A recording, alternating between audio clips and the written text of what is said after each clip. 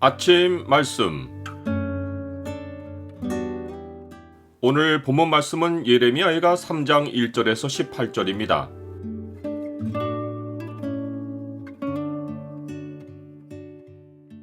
그의 몸된 교회를 위하여 고난을 육체에 채우라.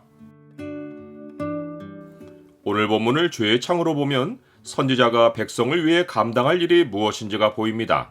죄의 창을 보여주는 구절은 3장 1절입니다. 여호와의 분노의 매로 말미암아 고난당한 자는 나로다.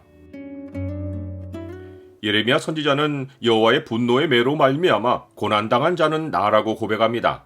이것은 하나님 백성 가운데 선지자가 감당해야 하는 사명을 보여주며 궁극적으로는 죄 가운데 있는 자기 백성을 위해 장차 예수 그리스도가 십자가에서 겪으셔야 할 죽음의 고통을 내다본 것입니다. 정작 죄를 지은 것은 백성인데 고난을 당한 자가 선지자라는 것이 하나님 백성이 얼마나 끝까지 자기들의 죄를 인정하지 않고 한 사람에게 죄를 덮어 씌웠는지를 말해줍니다.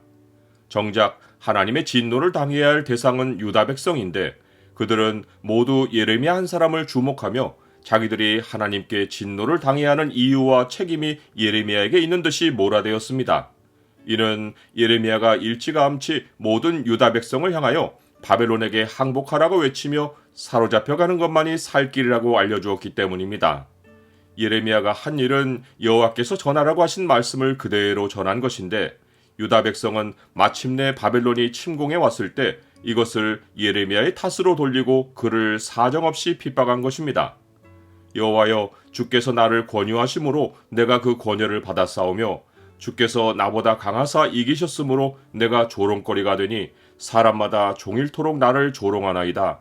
내가 말할 때마다 외치며 파멸과 멸망을 선포함으로 여호와의 말씀으로 말미암아 내가 종일토록 치욕과 모욕거리가 됨이니이다. 이것은 이사야가 내다본 여호와의 종의 모습이 예레미야에게 나타난 것입니다. 그가 찔림은 우리의 허물 때문이요 그가 상함은 우리의 죄악 때문이라. 그가 징계를 받음으로 우리는 평화를 누리고 그가 채찍에 맞음으로 우리는 나음을 받았도다. 우리는 다 양 같아서 그릇 행하여 각기 제 길로 갔거늘 여호와께서는 우리 모두의 죄악을 그에게 담당시키셨도다. 이제 예레미야는 백성들로부터 조롱과 핍박을 받으면서 자기가 겪는 고통을 적나라하게 표현합니다. 그러나 그가 충실한 선지자라는 증거는 자기에게 고통을 가하는 대상이 하나님의 백성임에도 불구하고 그들에게 비난의 화살을 돌리지 않고 이 모든 벌어지는 일의 주체를 여호와 하나님으로 보고 있다는 것입니다. 예레미야가 느끼는 고통을 한마디로 말하면 주께서 내 몸을 찢으시며 나를 적막하게 하셨다는 것입니다. 이것은 십자가에 매달리신 그리스도의 고통을 가장 잘 예표한 고백입니다. 십자가는 어느 사람도 함께하지 못하고 오직 그리스도만이 홀로 외로운 고통을 당하시고 살이 찢기시는 고통을 겪으시며 죽으신 곳입니다. 예레미야는 이 고통이 빠져나갈 수 없는 현실인 것을 느낍니다. 고통과 수고를 쌓아 나를 애우셨으며 나를 어둠 속에 살게 하시기를 죽은 지 오랜 자 같게 하셨도다. 나를 둘러싸서 나가지 못하게 하시고 내 사슬을 무겁게 하셨도다. 십자가에서의 고통이 죽어서 시체가 되어서야 끝나듯이 예레미야는 지금 그런 고통을 느끼고 있는 것입니다. 그러하니 죽음으로 끝나는 고통에는 기도가 상달되지 않습니다.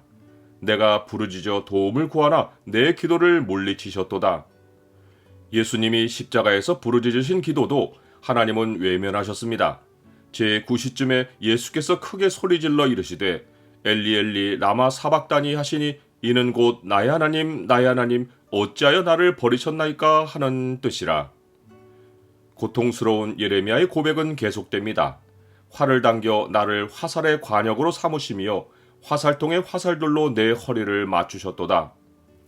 이것은 하나님께서 물리적인 화살을 예레미야에게 날리신 것이 아니라 백성들이 예레미야에게 조롱의 말을 쏟아부은 것을 상징합니다. 나는 내 모든 백성에게 조롱거리 곧 종일토록 그들의 노랫거리가 되었도다. 나는 주님 편에 서서 일한다는 것이 엄청난 고통을 수반할 수 있다는 사실을 압니까? 하나님의 부르심을 받아 사역하다 보면 모든 사람을 다 만족시킬 수 없습니다.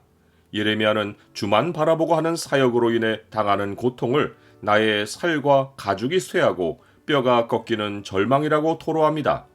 그 고통이 얼마나 심했으면 나의 힘과 여호와께 대한 내 소망이 끊어졌다라고까지 말합니다.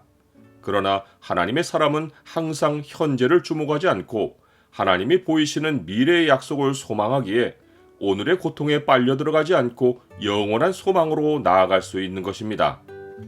여호와께서 그에게 상함을 받게 하시기를 원하사 질고를 당하게 하셨은즉 그의 영혼을 속건제물로 드리기에 이르면 그가 씨를 보게 되며 그의 날은 길 것이요 또 그의 손으로 여호와께서 기뻐하시는 뜻을 성취하리로다.